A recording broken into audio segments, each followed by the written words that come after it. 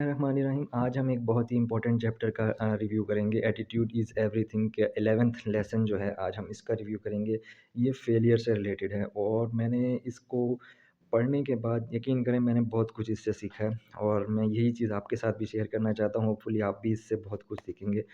ये बुक जो है एटीट्यूड इज़ एवरीथिंग का 11th लेसन है और इसका टाइटल है get out there and fail. इसका जो सिंपल उर्दू में मीनिंग बनता है कि बाहर निकलो और नाकाम हो जाओ। ऑब्वियसली नाकाम होने के लिए तो नहीं, हम तो कामयाब होने के लिए करना चाहते हैं, बट इसका जो इसका जो मतलब एसेंस है वो बेसिकली ये है कि आप जब कोई चीज़ हासिल करना चाहते हैं तो आप उसके लिए एफ़र्ट करते हैं और उस एफ़र्ट करने के दौरान आपको फेलियर्स भी देखने को मिलते हैं, बट इवेंचुअली आप जो है ना कामयाब हो ही जाते हैं। तो यही चीज़ हम इस चैप्टर में पढ़ेंगे फेलियर से रिलेटेड, कि फेलियर जो है ना वो सक्सेस के प्रोसेस में फेलियर एक कंपोनेंट है बेसिकली। तो इसी के बारे में हम जानते हैं और इस लेसन के स्टार्ट में एक बहुत ही पावरफुल कोट जो है वो है हेनरी फोर्ड का। वो कुछ इस तरीके का है कि failure is only the opportunity to more intelligently begin again. मतलब फेलियर जो है वो ये एक अपॉर्च्युनिटी का ही नाम है जिसमें हम जो अपॉर्च्युनिटी क्या मिलती है, हमें ये मिलती है कि हम मोर इंटेलिजेंटली बिगिन अगेन कर सकते हैं। मतलब आप फेल हुए, आपने उससे सीखा और आपने फिर मोर इंटेलिजेंटली फिर दोबारा एफ़र्ट की, तो एक न्यू अपॉर्च्युनिटी आपको मिल गई फेल होने के बाद। तो इस फेलियर को आप एज़ अ सेटबैक ना समझें, बल्कि इसको एक एज़ एन अपॉर्च्युनिटी लें। अब इस लेसन के इस चैप्टर के स्टार्ट में एक ऐसी शख्सियत की बात की जा रही है जो कि आप यकीन करें 26 साल तक जो है ना अपने क्रेडिट कार्ड के बिल तक नहीं पे कर सकीं। एक ऐसी शख्सियत जो कि 25 बार उन्हें अपने काम के सिलसिले में एक शहर से दूसरे शहर, एक जगह से दूसरी जगह शिफ्ट होना पड़ा। और एक ऐसी शख्सियत जो कि 18 दफ़ा नौकरी से निकाली गई, मतलब 18 दफ़ा उन्हें फ़ायर किया गया। और एक ऐसी शख्सियत जिन्हें 26 साल की मेहनत के बाद वो सिर्फ़ यहाँ तक पहुँची थीं कि वो उनकी जो सालाना सैलरी थी वो सिर्फ़ $22,000 तक ही पहुँच सकीं। और ये ऐसी शख्सियत हैं जो कि जैसे सिंपल वर्ड में अगर मैं बोलूँ तो जैसे यहाँ लंगर खाने होते हैं, तो वो लंगर खाने से ही खाना खाती रहीं और अपनी कार में ही सोती रहीं, क्योंकि वहाँ तो ख़ैर फूड स्टैम्प्स करके कुछ होता है, लेकिन होते तो वो लंगर खाने की तरह ही, वहाँ से खाना खाती रहीं और अपनी कार में सोती रहीं। अब आप सोच रहे होंगे कि ये कौन-सी शख्सियत हैं और हम क्यों इनके फेलियर्स के बारे में बात कर रहे हैं। तो अब बेसिकली तो ये बुक सक्सेस से रिलेटेड है, लेकिन और क्यों हम इस औरत की फेलियर्स के बारे में बात कर रहे हैं? तो ये राइटर इनके बारे में इसलिए बात कर रहा है क्योंकि ये एक बहुत ही फ़ेमस टीवी ब्रॉडकास्टर हैं, जिन्हें इतनी मेहनत करने के बाद, इतनी फेलियर्स देखने के बाद फाइनली अ, वो एक सक्सेसफुल टीवी करियर अपना बना सकीं। ये बात हो रही है सैली जेसी राफ़ेल की। ये एक बहुत ही well known TV talk show host थीं, जिनका जो पूरा 26 साल तक उन्होंने जो मेहनत की वो इस तरीके की मेहनत थी जैसे मैंने अभी आपको बताया, लेकिन फाइनली उन्होंने मिलियंस ऑफ डॉलर्स अर्न किए अपने इस टीवी होस्ट के अपने टीवी होस्ट की जॉब से। लेकिन ये 26 साल बाद यहाँ तक पहुँची हैं। 26 साल तक इन्होंने कैसी ज़िंदगी गुज़ारी मैंने आपको बताया। फाइनली उन्होंने जो है ना एक long and successful TV career फिर एन्जॉय किया, ऑल बिकॉज़ उन्होंने इतने फेलियर्स लाइफ में देखे, all because she kept a great attitude despite years of failures. क्योंकि ये सिर्फ़ इस वजह से हो सका क्योंकि उन्होंने इतने फेलियर्स अपनी लाइफ में देखे, लेकिन उनका एक ग्रेट पॉजिटिव एटीट्यूड था, इसलिए उन्होंने इतने फेलियर्स के बावजूद भी गिव अप नहीं किया। तो अच्छा, अब ये तो थी सैली जेसी राफ़ेल की कहानी, जिन्होंने इतने 26 साल तक की फेलियर्स अपनी ज़िंदगी में देखे। इतनी दफ़ा उन्हें नौकरी से निकाला गया, लंगर खाने से खाना खाती रहीं, अपनी कार में सोती हैं, 25 दफ़ा उन्हें शहर तब्दील करना पड़े और सिर्फ़ $22,000 तक अपने 26 साल तक वो अर्न कर सकीं सालाना। लेकिन इन द एंड उन्होंने जाके अपना एक सक्सेसफुल करियर बना लिया एज़ अ टीवी होस्ट और फिर मिलियंस ऑफ डॉलर भी उससे अर्न किए। अब ये सिर्फ़ एज़ अ टीवी होस्ट की ही बात बात नहीं है। आप अपने चाइल्डहुड के बारे में भी ज़रा सोचें।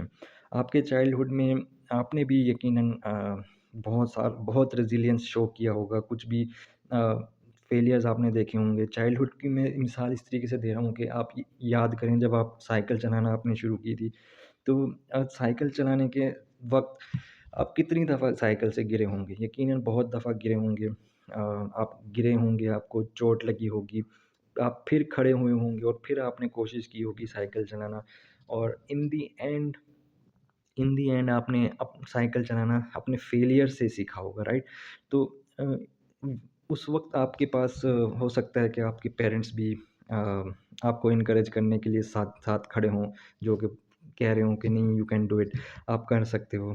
तो लेकिन शुरू में तो आपको खुद ही इनकरेजमेंट तो यकीनन आपको मिला ही होगा, लेकिन जो फेलियर्स हैं, वो तो आपने प्रैक्टिकली उसको कोशिश की, आप गिरे, फिर खड़े हुए, फिर गिरे, फिर खड़े हुए, फिर गिरे और ऐसे करते-करते फाइनली आप इस काबिल हो गए कि आपने साइकिल चलाना शुरू कर दी। स्टार्ट में हो सकता है कि आपने वो साइड व्हील्स जो होते हैं स्पोर्टिंग के लिए आपने वो भी लगाए हों। फिर लेकिन स्पोर्ट व्हील हटाने के बाद हो सकता है कि आप कुछ दूर तक किसी के सपोर्ट के साथ गए हों और फिर फाइनली हो सकता है कि आपने विदाउट किसी के सपोर्ट के थोड़ी दूर तक चलाई हो, फिर गिर गए हों, फिर आपने उठे हों, फिर चलाने की कोशिश की और फिर विदाउट किसी सपोर्ट के आप इन द एंड चलाने लग गए हों साइकिल, तो वो ये फेलियर से ही आपने सीखा है, आपने वो ये skill bicycle riding because basically एक स्किल है जो इसकी आपने महारत हासिल की है by by doing practicing and by by facing the failures. तो अब इस सक्सेस के जो कंट्रीब्यूशन मिली है आपको वो यकीनन इसमें आपका तसलसल के साथ कर बार-बार ट्राई करते रहना रिपिटिशन में, ये इसकी एक बहुत बड़ा हाथ है। इसके इसके अलावा आपका जो जोश और जज़्बा था कोई चीज़ न्यू सीखने का, आपके जो एंथुसियाज़्म है कि आपने कोई चीज़ अचीव करनी है, इस केस में बाईसाइकिल राइडिंग का स्किल जो है वो अचीव करना है, तो वो आपका जो जोश था, जो एंथुसियाज़्म था आपका, उसने आपको हेल्प किया है इस गोल को अचीव करने में। और यकीनन ये पॉज़िटिव एनकरेजमेंट का भी बहुत बड़ा हाथ है जो कि आपके पेरेंट्स ने या किसी दोस्त वग़ैरह ने आपको यकीनन दी होगा कि आप बाईसाइकिल राइडिंग बेसिकली कर सकें। तो इस एनकरेजमेंट का भी बहुत बड़ा हाथ होता है, ये गोल अचीव करने में। अब as a 6 year old learning to ride bike, you were optimistic and thrilled. अब 6 साल का बच्चा जो है वो उसके अंदर एक थ्रिल पाया जाता है, एक ऑप्टिमिस्टिक बिहेवियर है, उसका एटीट्यूड है कि नहीं, मैंने ये स्किल, ये चैलेंज को फेस करना ही करना है। अगर तो और आप उसी वजह से आप बार-बार ट्राई करते भी रहे। लेकिन और फाइनली आपने वो फिर उसमें मास्टर भी बन गए आप उस स्किल का, बाईसाइकिल राइडिंग आपने सीख ली। लेकिन ये तो थी बचपन की कहानी। अब क्या होता है, अब एडल्ट होने के बाद ये होता है कि अब आप एग्ज़ामिन करें कि एज़ एन एडल्ट हम न्यू स्किल को हम किस तरीके से लेते हैं। हम उसको एज़ एन ऑप्टिमिस्टिक और एज़ अ थ्रिल लेते हैं या नहीं लेते? Eager to meet the challenge, हम हैं कि हम eager to meet the challenge? मेरे ख़्याल से तो हमारे अंदर वो चीज़ नहीं होती एज़ एन एडल्ट। बचपन में वो थ्रिल होता है, बाइसाइकिल राइडिंग स्किल सीखने के लिए बहुत एंथुसियाज़्म होता है, बहुत जोश और जज़्बा होता है, लेकिन जब बड़े हो जाते हैं तो वो हमारे अंदर चीज़ अ, वैसी नहीं रहती। क्योंकि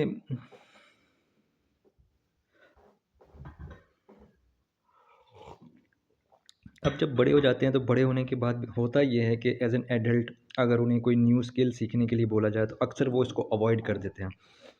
वो कंप्लेन करने लगते हैं, वो उन्हें अपनी एबिलिटीज़ पे डाउट होने लगता है। वो एक्सक्यूज़ेज़ करने लगते हैं कि भई हमें ये करने की ज़रूरत ही क्या है, या उन्हें डर लग रहा होता है। तो लेकिन वो 6 साल का बच्चा जो आप अपना जैसे बाईसाइकिल की एग्ज़ाम्पल दी आपके बचपन में, वो उसका जो सेंस ऑफ एडवेंचर था वो अब कहाँ चला गया? वो कहीं खो जाता है बेसिकली। हो ये जाता है कि जब आप अ, बड़े होते जाते हैं तो जो लोग हैं ना, लोग आपको इस तरीके से आपका माइंड बना देते हैं कि आपके अंदर एक डर बैठ जाता है कि लोग मेरे पे हँसेंगे या लोग क्या कहेंगे कि अगर मैं फ़ेल हो गया तो। तो लेकिन जब आप याद करें कि जब आप 6 साल के थे या 6 साल का कोई भी बच्चा जब साइकिल चलाना सीखता है तो उसको ये नहीं पता होता कि भई फेलियर एक बुरी चीज़ है। लेकिन जैसे-जैसे आप वक़्त के साथ-साथ बड़े होते जाते हैं, आपके माइंड में ये चीज़ बैठ जाती है कि फेलियर तो भई बहुत ही बुरी चीज़ है। याद रखें, फेलियर बुरी चीज़ नहीं है। फेलियर बहुत अच्छी चीज़ है। ये एक प्रोसेस है, part two the success. Success आपको हासिल करने के लिए फेलियर से के गुज़रना पड़ता है। फेलियर्स के बिना आप सक्सेस हासिल नहीं कर सकते। जंप करके सक्सेस पे आप नहीं जा सकते। आपको उस प्रोसेस से गुज़रना ही पड़ता है। होता बस ये है कि बचपन में हम फेलियर्स को कोई बहुत बड़ी चीज़ नहीं लेते थे, लेकिन जैसे-जैसे हम बड़े होते जाते हैं, फेलियर्स को हम ऐसे बहुत ही बैड थिंग करके हम समझना शुरू कर देते हैं, क्योंकि ये लोगों ने हमारे अंदर जो है ना वो डर बिठा दिया होता है कि अब फेलियर जो है ना वो बहुत बुरी चीज़ है, इसको ऐसा नहीं होना चाहिए था, ये हो गया, वो हो गया। तो ये एक तरह से हमारे अंदर एक डर बैठ जाता है। अब याद करें पिछला चैप्टर जिसमें मैंने आपको बताया था कि confront your fears and grow. तो ये बेसिकली वही चीज़ है कि आपको अपने अब बड़े जैसे होते जाते हैं ना, हम अपने कन्फ्रंट हमने फियर्स को करना छोड़ देते हैं। आपको अपने फियर्स को कन्फ्रंट करना ही करना है, ये कोई बुरी चीज़ नहीं है, ये अच्छी चीज़ है। आप उसको कन्फ्रंट करेंगे, उससे हो के गुज़रेंगे फेलियर से, और उसी के मुताबिक आपको एडजस्टमेंट भी करनी पड़ती है फेलियर से निकलने के लिए। तो याद रखें, फेलियर्स कोई बुरी चीज़ नहीं है। जैसे बचपन में आपको बुरा नहीं लगता था साइकिल से गिरना, अब आपको फेलियर, कोई भी गोल अचीव करना चाहते हो, कोई भी न्यू स्किल सीखना चाहते हो, अगर आप उसमें फेल भी हो जाते हैं तो कोई बात नहीं। ये कोई बुरी चीज़ नहीं है, ये बल्कि अच्छी चीज़ है।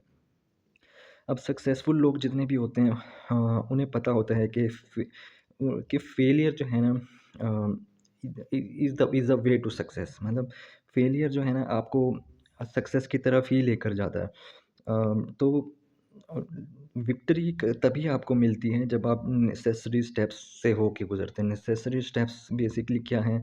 एफर्ट है आपकी, आपका जो जोश व जज्बा आपका होना चाहिए आपके अंदर, और आपका वो परसिस्टेंस लेवल होना चाहिए, बार बार चीज़ को करते रहने का। फेल होने के बाद आपका जो जोश व जज्बा है वो कम नहीं होना चाहिए। फेलियर से होके गुजरना ही पड़ेगा आपको। फेलियर से आपको पता चल जाएगा कि क्या चीज़ जो है आपके गोल के रास्ते में क्या चीज़ वर्क नहीं करती है। तो आपको इसके लिए प्रोफिशिएंट होना पड़ेगा। To proficient becoming in anything at any skills requires time. Time तो चाहिए ही होता है किसी भी चीज़ के अंदर, एफर्ट चाहिए होती है, डिसिप्लिन चाहिए होता है, और विलिंगनेस आपके अंदर होनी चाहिए कि नहीं, कुछ भी हो जाए मैंने तो इसको हासिल करना ही करना है, मैंने तो ये काम करना ही करना है। कोई भी किसी भी तरीके की डिफ़िकल्टी आ जाए तो उससे उससे आपको निकलना ही निकलना है। तो और ये कोई बुरी चीज़ नहीं है, ये आपको याद रख लें कि ये एक अच्छी चीज़ है। अच्छा, अब ये भी नहीं है कि ये फेलियर से आपको कुछ हासिल नहीं होता, फेलियर से आप मिलियंस ऑफ डॉलर्स भी बना सकते हैं। इवेंचुअली आपको जो है ना सक्सेस के बाद आपको पता चल ही जाता है कि फेलियर किन-किन चीज़ों से आपको किन-किन चीज़ें आपको नहीं करनी। लेकिन फेलियर्स अ, और सक्सेस से आप मिलियंस ऑफ डॉलर्स भी बना सकते हैं। अब राइटर ने बेसबॉल की एग्ज़ाम्पल दिया है कि एक बेसबॉल प्लेयर है, बहुत ही फ़ेमस प्लेयर है। अब वो एक बेसबॉल प्लेयर में वो 10 टाइम अगर उसने हिट किया है, जिसमें से 7 टाइम्स उसने बॉल को मिस किया है। अ, 7 टाइम्स उसने बॉल बैट घुमाया और उसने मिस किया है, लेकिन 3 टाइम्स जब उसने बैट घुमाया तो उसने बहुत ही ज़बरदस्त हिट मारी है। अब दुनिया तो यही समझती है, दुनिया सिर्फ़ सक्सेस को समझती है, फेलियर्स को नहीं समझती। अब वो मिलियंस ऑफ डॉलर्स दुनिया की नज़र में, तो वो 3 दफ़ा जो उसने बैट घुमाया है और छक्का मारा है, पैसे तो उसको उस चीज़ के मिले हैं दुनिया की नज़र में। लेकिन असल में जो है ना, इन रियलिटी जो 7 टाइम्स उसने बैट मिस किया है, उस असल सक्सेस असल उस प्रोसेस से होके गुज़री है। वो प्रोसेस ये है कि जो 7 टाइम उसने बैट घुमाया है, उसे पता चल गया कि इस तरीके से बैट मैं घुमाऊँगा और शॉट नहीं लगेगी। असल मिलियंस ऑफ डॉलर्स तो उसको ये पता चल गया कि इस तरीके से 7 टाइम्स जो मैंने बैट घुमाया है, इस तरीके से ये वर्क नहीं करते। ये वो असल नॉलेज है, ये स्किल है।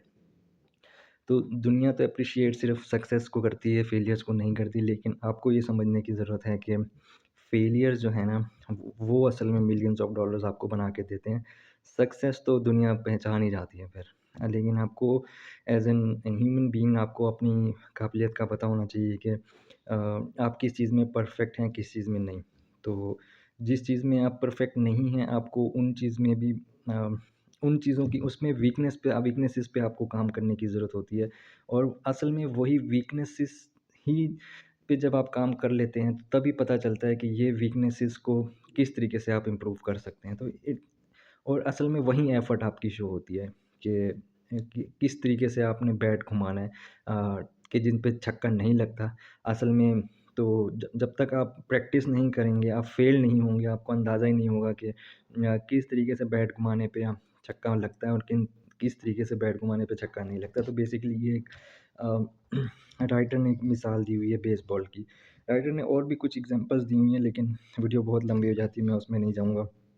इन अ नटशेल तो ये है कि कोई भी इंडिविजुअल जिसने सक्सेस लाइफ में हासिल की है, उसे पता होता है कि भाई, उसे ये रियलाइज़ होता है कि फेलियर्स कितनी लाइफ में इम्पोर्टेंट है और फेलियर्स को किस तरीके से अपने परसिस्टेंस के साथ उससे निकलना है, ठीक है? और keep trying, develop yourself and keep making adjustments along the way. मतलब ये है कि अगर आप फेल हुए हैं, एक दफ़ा हुए हैं, आपने एडजस्टमेंट की, कोशिश की, एफ़र्ट की परसिस्टेंटली, आप अगेन फेल हो गए। आपने फिर उसमें स्लाइटली एडजस्टमेंट की, आप फिर आपने एफ़र्ट की, लेकिन आप फिर फेल हो गए। इस तरीके से 10 टाइम्स फेल हो गए, 11 टाइम्स हो गए, लेकिन फाइनली आपकी जो एडजस्ट मेक मूव है ना, या मेक एडजस्टमेंट्स हैं अलोंग द वे, उसके ज़रिए से आप उससे निकल ही जाएँगे और फाइनली आप के सक्सेसफुल हो जाएँगे। You simply need to enough at bats. मतलब ये है कि आपको सिंपली जो है ना, इनफ इतने बैट घुमाने हैं कि आपको पता चल जाए कि ये तरीका वर्क करता है, ये तरीका वर्क नहीं करता। या किसी एज एन एक्टर की मिसाल ले लें कि वो जब ऑडिशंस देने जाएगा, तो इतने ऑडिशंस देगा कि फाइनली कुछ कोई ना कोई ऑडिशन में तो उसका काम मिल जाएगा उसको। या अगर कोई पोटेंशियल क्लाइंट की तरफ देखा जाए, आप किसी बिज़नेस फील्ड में हैं, तो इतने क्लाइंट्स आप फेस करें, इतने क्लाइंट को रीच आउट करें कि कुछ न फाइनली आपको पता चल जाएगा कि किस तरीके से क्लाइंट हंटिंग करनी है आपने। अब यहाँ पे राइटर ने एक बहुत ही अच्छी मिसाल भी दी है, वो भी मैं आपके साथ शेयर करना चाहूँगा। ये मिसाल है 2 लड़क 2 लड़कों की,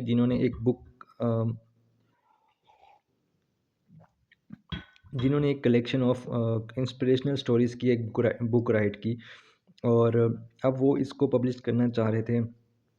तो इनका ये ख़्याल था कि ये 3 महीने के अंदर ही जो है ये इसको पब्लिश कर देंगे, लेकिन इनकी फ़र्स्ट अप्रोच में पब्लिशर के पास जब इन्होंने अप्रोच किया, तो इनको नो मिला, मतलब नहीं, रिजेक्शन होगी। सेकंड अप्रोच में भी इनको रिजेक्शन होगी, थर्ड में भी रिजेक्शन होगी। इवन कि 30 टाइम्स इन्होंने पब्लिशर्स को अप्रोच किया, और 30th टाइम भी 30th टाइम भी इनको रिजेक्शन फ़ेस करने को मिली। तो having raked up 33 rejections over a period of 3 years, तो 3 सालों की मुद्दत तक इन्होंने कोशिश करते रहे और इनको 33 रिजेक्शंस फेस करने को मिली। तो अब होना तो ये चाहिए था कि इन्हें गिव अप कर देना चाहिए था, लेकिन इन्होंने गिव अप नहीं किया। हालाँकि अब जैसे कि मैंने आपको पहले बताया कि सक्सेस का कोई टाइम फ्रेम नहीं है कि आपको, इन्होंने टाइम अंदाज़ा लगाया था कि 3 महीने में हो जाएगा, लेकिन 3 साल हो गए। इनकी अभी तक वो बुक पब्लिश नहीं हो सकी। अब 33 दफ़ा 3 सालों में रिजेक्शन होने के बाद उन्हें गिव अप कर देना चाहिए था, लेकिन इन्होंने नहीं किया। अब हुआ ये कि इन्होंने जब 34वीं टाइम किसी पब्लिशर को अप्रोच किया, तो इनको फिर येस मिला, और फाइनली इन्होंने इनकी वो बुक जो है, जो कि एक बहुत ही फ़ेमस बुक है, जो कि राइटर के मुताबिक हर दुकान में, अगर आप 15 सालों से दुकानों पे चक्कर लगा रहे हो, किसी बुक स्टॉल्स के चक्कर लगा रहे हो, तो आपको तकरीबन हर दुकान पर ही इनकी बुक नज़र आ रही होगी। और इनकी बुक का नाम था chicken soup for the soul. तो फाइनली इन्होंने अपनी 34th अटेम्प्ट में इनकी ये बुक पब्लिश हुई, और इससे इन्होंने 100 मिलियंस कॉपीज़ सोल्ड की हैं, मतलब सेल किए हैं इन्होंने 100 मिलियंस कॉपीज़, और जिसके नतीजे में इन्हें tens of millions of dollars का अमाउंट भी इन्होंने अर्न किया, और स्टिल काउंटिंग। तो ऐसा नहीं है कि अगर आप एफ़र्ट कर रहे हैं और वो रिजेक्ट हो रही है, तो इससे का कोई इन द एंड फ़ायदा नहीं होगा, इसका बहुत फ़ायदा होने वाला है। लेकिन इसका कोई टाइम फ्रेम नहीं होता है, जैसे कि 3 महीने अगर आपने अंदाज़ा लगाया, तो इसे 3 साल भी हो सकता है। अब एक चीज़ है कि ये कोई ओवरनाइट सक्सेस नहीं है, मतलब ऐसा नहीं होगा कि रातों-रात ही आपको सक्सेस मिल जाएगी। जैसे कि इन्होंने 3 महीने का अंदाज़ा लगाया था, 3 साल हो गए, ये 30 साल भी हो सकता है। कोई टाइम फ्रेम नहीं है, it's all about your effort, your persistence and how to make adjustment.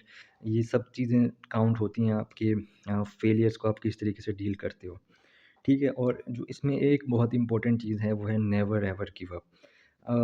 Writer ने अब अपना एक राइटर ने अब अपनी एक मिसाल भी दी है यहाँ पे, कि राइटर को 1990s में 1990 में एक कंपनी की तरफ से उन्हें कॉल आती है इनके मोटिवेशनल स्पीकर प्रोग्राम और पब्लिकेशंस के लिए। तो राइटर ने मिसाल इस तरीके से ये दी है कि अपनी के एक दफ़ा जब उनको ये कॉल आई किसी कंपनी से, तो स्टार्ट में इन्होंने अपनी चीज़ें वग़ैरह उनसे शेयर कर दी। पहले इनिशियली ये हुआ कि इनकी उस क्लाइंट के साथ हफ़्ते में 1-2 दफ़ा फ़ोन पे बात हो जाया करती थी। फिर ये हुआ कि महीने में 1 दफ़ा होने लग गई। फिर ये हुआ कि साल में कहीं महीने में कहीं जाके 1 दफ़ा 1 ही दफ़ा बात होती थी। अ, मत सिंपल ये था कि वो इंटरेस्टेड नहीं थे इनके अंदर। लेकिन ये राइटर कह रहे हैं कि हमने गिव अप नहीं किया। हमने जो है ना हर महीने और हम हर महीने एक न्यूज़लेटर उनको जारी कर सेंड करते रहे। हर महीने में 1 दफ़ा उनको हर हफ़्ते या वीकली या बाई वीकली या हर महीने में 1 दफ़ा उनको कॉल भी करते रहे। उनको अपने न्यूज़लेटर और फ्लायर्स भी भेजते रहे। और ऐसे करते-करते 8 साल हो गए। अब 1998 में जाके उसी कंपनी से के ऑफ़िस से इनके ऑफ़िस कॉल आती है और इनको फाइनली एक मोटिवेशनल प्रोग्राम के लिए बुक कर लिया जाता है।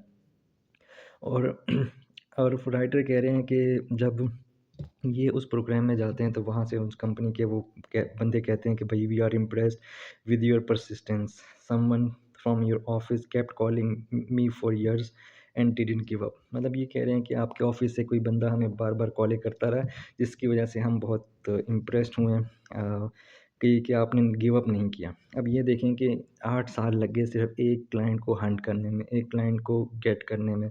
इन्होंने गिव अप नहीं किया और फाइनली इसका नतीजा भी ये मिला कि इन्होंने बहुत अच्छी खासी अमाउंट इससे अर्न की। तो कोई चीज़ ये है कि आपने कभी गिव अप नहीं करना। आपका कोई भी गोल हो, कुछ भी आप अचीव करना चाहते हो, नेवर एवर गिव अप। अब कुछ क्वेश्चन हैं, राइटर कह रहा है कि ये आपको अपने आप से करने की ज़रूरत है कि if you aren't getting the results you want or have been discouraged by failures, ask yourself this questions. अगर आप किसी चीज़ से डिस्करेज फ़ील कर रहे हो तो आपको अपने आप और कोई चीज़ हासिल करना चाहते हो लेकिन उसमें आपको रुकावटें आ रही हैं और अपना डिस्करेजमेंट आपको फ़ील हो रहा है, तो आपको ये कुछ क्वेश्चंस हैं जो अपने आप से पूछने की ज़रूरत है। पहला ये है कि do I have an unrealistic timeline? क्या आपकी कोई अनरियलिस्टिक टाइमलाइन तो नहीं है अपने गोल से रिलेटेड? क्या ऐसा तो नहीं कि कोई आप स्टेप्स हैं जो स्किप कर रहे हो दरमियान में?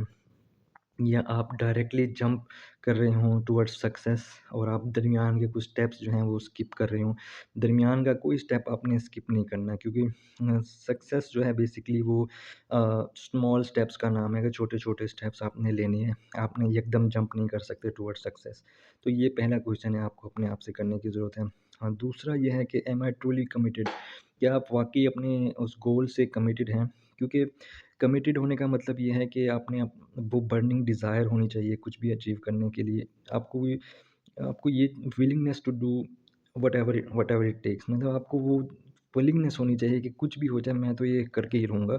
तो ऑब्वियसली ये इतना आसान नहीं है। आपको चीज़ें प्लान करनी पड़ती हैं, कमिटेड रहना पड़ता है, एफ़र्ट करनी पड़ती है और परसिस्टेंटली आपको वो काम करना पड़ता है इसके ऊपर, ठीक है? और अपना कमिटमेंट भी शो करनी पड़ती है, अदरवाइज़ नहीं होता। तो ये क्वेश्चन भी आपको अपने आप से करने की ज़रूरत है। तीसरा सवाल ये है कि do I have too many discouraging influences? आपको ये देखने की ज़रूरत है कि आपके आस-पास जो लोग हैं क्या वो आपको डिस्करेज तो नहीं कर रहे किसी चीज़ में? क्योंकि आस-पास का जो आपका, जैसे हमने एक पहले चैप्टर भी पढ़ा था कि आपकी जो आपकी इर्द-गिर्द सराउंडिंग है वो नेगेटिव पीपल हैं या पॉजिटिव पीपल हैं, तो इसका बड़ा इफ़ेक्ट होता है। अगर आपके आस-पास कोई नेगेटिव लोग हैं जो कि नहीं चाहते कि आप वो गोल अचीव करें, तो आपको ये भी देखने की ज़रूरत है, क्योंकि पॉज़िटिव लोग होंगे जो आपको इनकरेज करेंगे तो आप अपना गोल अचीव कर सकते हैं। अच्छा, चौथा सवाल ये है कि am I preparing to succeed? मतलब ये है कि क्या आपने अपनी सक्सेस के लिए पूरी अच्छी तरीके से प्रिपरेशन की भी है कि नहीं? क्योंकि सक्सेस हासिल करने के लिए आपको हर स्टेप पे, हर चीज़ पे बारीकी से काम करना पड़ता है। हर चीज़ के लिए अच्छे से आपको तैयारी करनी पड़ती है। विदाउट दिस आप अपना गोल जो है ना अचीव नहीं कर सकते। आपको इसके लिए अच्छे तरीके से तैयारी करनी पड़ेगी। अपने आप को चाहे बुक रीडिंग हो, रिसर्च हो, अ, टेकिंग कोर्सेज़ हो, नेटवर्किंग हो, कुछ भी हो, इवन हर स्टेप्स पे ना आपको बहुत ही अच्छे से फ़ोकस करके काम करना पड़ेगा, बारीक-बीनी से काम करना पड़ेगा और न्यू चीज़ें सीखने के लिए हमेशा आपको ओपन रहना चाहिए। तो ये चीज़ भी चौथा क्वेश्चन था आपके लिए। अब 5वाँ ये है कि am I truly willing to fail? अब ये बहुत ज़रूरी है कि क्या आप वाक़ई फ़ेल होने के लिए तैयार हैं? क्योंकि फेलियर इज़ एन इनेविटेबल, ये तो नागुज़ीर है कि आपको सक्सेस के रास्ते में फेलियर्स तो लाज़मी आएँगे ही आएँगे। ये तो समझ लें, आप अपने माइंड में एक बात बिठा लें कि फेलियर के बिना तो आप सक्सेस नहीं देख सकते। तो failure is essential for growth. Failure जो है ना वो ग्रोथ के लिए बहुत ज़रूरी है। इससे कोई डरने की ज़रूरत नहीं है, it's part of the process, ठीक है? ये प्रोसेस से होके गुज़रेंगे तभी आप वो आप जेम बन सकेंगे कि आपको पता होगा कि कौन से वेज़ जो हैं वर्क नहीं करते किसी भी चीज़ के लिए। तो और हमेशा फेलियर्स को आपने वेलकम करना है। फेलियर से क्योंकि ये अनअवॉइडेबल हैं और ये जैसे मैंने बताया कि कंपोनेंट है पार्ट ऑफ द सक्सेस। किसी भी गोल के लिए एक मेन इम्पोर्टेंट कंपोनेंट होता है फेलियर। अब फेलियर को सक्सेस में आपने बदलना है, आपको ये पता होना चाहिए कि failures are learning experience. Failure जो हैं वो एक्सपीरियंसेस का नाम है। जब आप लाइफ में न्यू चीज़ें फेस करते हैं तो हर हर लाइफ का हर चीज़ का अपना एक्सपीरियंस होता है, वो एक एक्सपीरियंस का नाम है। जब एक्सपीरियंस हो जाता है आप उससे कुछ ना कुछ सीखते हैं। हमेशा आपको उससे कुछ ना कुछ सीखने की ज़रूरत होती है। फेलियर से को छुपाने की ज़रूरत नहीं होती, इसको ऐसे ना लें कि ये कोई बहुत ही बुरी चीज़ है। You may be disappointed if you fail, but you are doomed if you don't try.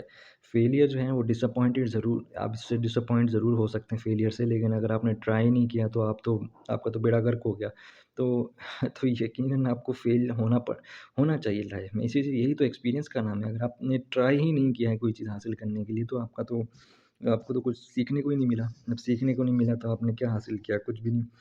तो और ये हर चीज़ में हो सकता है कि आप किसी भी आपने कोई सेल करनी हो, बिज़नेस बिज़नेस में हो, आप कोई न्यू स्किल सीखना चाहते हो, बाइक राइडिंग की जैसे हमने मिसाल ली, तो ये हर हर चीज़ में अप्लाई होता है, कुछ भी। इवन कि आप स्टडी भी कर रहे हों, आप कोई जॉब कर रहे हों, आप कोई बिज़नेस कर रहे हों, हर चीज़ पे ये अप्लाई होता है, हर किसी के स्किल सेट के ऊपर ये अप्लाई हो जाता है। With each new goal comes a new set of failures. तो ये मैंने जैसे आपको बताया कि every new goal comes with a new set of failure. कोई भी आप न्यू गोल बनाते हैं उसके अलग फेलियर्स होंगे, फिर वो अचीव कर लेते हैं, फिर आप न्यू कुछ और चीज़ हासिल करना चाहते हैं, उसके अलग किस्म के फेलियर्स होंगे, लेकिन ये टेम्परेरी होते हैं। Failures are like temporary setbacks and challenges to overcome as an insurmountable obstacles. मतलब कि ये है कि इनको इनसरमाउंटेबल ऑब्स्टेकल्स के तौर पे आपने सर पे नहीं सवार करना। ये सिर्फ टेम्परेरी चीज़ होती हैं, चैलेंजेस होते हैं जिनको आपने अबूर करना होता है। जब आप एक बार अबूर कर लेते हैं तो फिर अ, यकीनन आपका वो एक्सपीरियंस बन जाता है कि ये तरीके जो हैं इससे आप इन चैलेंजेस को इस तरीके से आप फेस करके निकल सकते हैं। अब ये आपके ऊपर है कि आप किस तरीके से इसको लेते हैं, फेलियर्स को अपने कैसे हैंडल करते हैं। और आपको ये बेसिकली फेलियर्स को से डरना नहीं चाहिए, इसको फेस करना चाहिए और उनमें उनसे निकलना चाहिए। If you make it your business to learn from every defeat and stay focused on the end result you wish to attain। मतलब कि ये है कि if you make it your business to learn from every defeat, मतलब आप हर defeat से ना आपको कुछ ना कुछ सीखने को मिलेगा, बट आपने स्टे फोकस्ड रहना है अपने एंड रिजल्ट पे, ठीक है? To attain if you wish to अब उससे आप कोई रिजल्ट हासिल करना चाहते हैं तो आपको स्टे फोकस्ड रहना पड़ेगा। और failure is eventually lead you to success. Failure जो है बेसिकली वो आपको सक्सेस की तरफ ही लेके जाता है। तो ये था हमारा चैप्टर 11th चैप्टर था। सॉरी, मेरा थोड़ा गला सा ख़राब है। तो ये हमारा 11th चैप्टर था, एटीट्यूड इज़ एवरीथिंग का। होपफुली इस चैप्टर से आपने बहुत कुछ सीखा होगा। ये वीडियो बहुत लंबी हो गई है, तो काइंडली लाइक एंड सब्सक्राइब ज़रूर सपोर्ट कीजिए kindly. Thank you so much.